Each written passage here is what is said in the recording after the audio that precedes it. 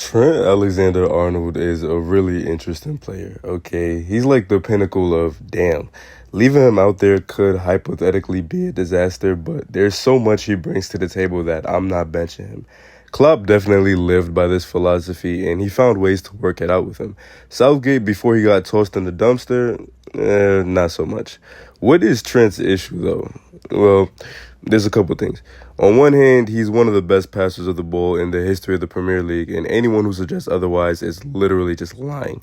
One of the greatest offensive fullbacks to ever play the game. So far this season, he's put on numerous outrageous passing displays for both Liverpool and England. That first game against Ipswich, they were in a deadlock, and even though it was Salah who got a goal and assist in a lot of the headlines, it was Trent who really woke that attack up and put his foot on Ipswich's neck. Liverpool was having creative problems, and they only managed like a few shots in the first half, and then Trent started wailing.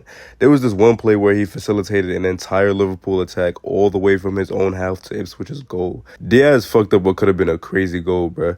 During the international break, he took his vision to the European stage. Against Ireland, he was spraying the ball all over the pitch. Gordon was flying all over that left side, and Trent was firing them bitches like cannonballs. Against Finland, he was even better. I swear it was one of the most ridiculous passing displays in recent memory. He was deadass out there picking out whoever he wanted, wherever he wanted. However, it wasn't all peaches and cream. There's a couple huge flaws in Trent's game. One of them, of course, being his questionable defending, which everyone is aware of by this point. It was really bad early in his career, and right now he's really not too bad, but he's not good either. He still has that traffic cone reputation, and it's a little unfair to act like he hasn't improved at all, but he definitely has the occasional bozo moment. Unfortunately, the reputation has led to some very stupid decisions by certain people. English Hitler himself. We'll get back to him later, though. Another Trent issue that was really put on display against Nottingham Forest was how careless he can be with the ball sometimes. Creative players usually have high possession loss numbers, so it's not really a stat that works against them, especially a player like Trent who picks out really tough passes. But it can be really aggravating when your squad is in a tough spot and the passes he usually makes just aren't working, and he just keeps forcing them and losing the ball over and over and over again.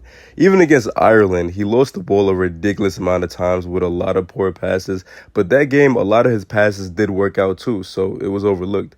Against Forest, man, that shit was really a shit show. The question marks around Trent's profile has led to his position being shifted and moved around at times. He's a right back, but there's been calls for him to play in the midfield, and the move has been made multiple times.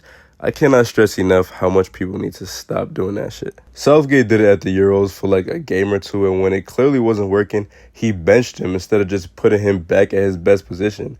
Why? Because he's a fucking idiot. England was suffering creatively at the Euros. Meanwhile, one of the top 3 passers in world football right now was warming the bench because Southgate didn't want to bench a washed Kyle Walker.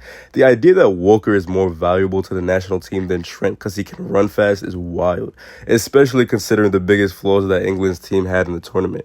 Walker being at fault for multiple of the goals in the tournament makes it even worse. They left half the creativity in the squad on the bench for literally no reason. It's an example of why a good manager doesn't tuck away their most valuable pieces just because there's a bit of risk. Southgate gotta be like the pussiest guy in the world, bruh. Even aside from the fact that he crawls into a shell every time he gets a 1-goal lead, he literally doesn't want to risk a single thing on the pitch, and that's why Trent didn't play that much. When you're a good manager, you find a way to work around the flaws and bring the best out of your player. You don't just toss him on the bench because there's 1 or 2 problems with his profile. Klopp was able to maximize Trent for years.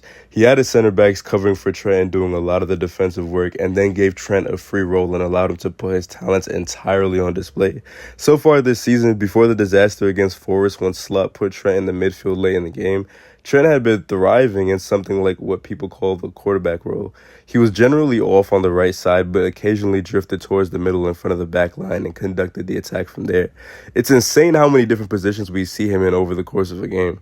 Matter of fact, let's play a game real quick called Spot Where Trent Is on the Pitch. Here against Brentford, find where that light-skinned motherfucker is.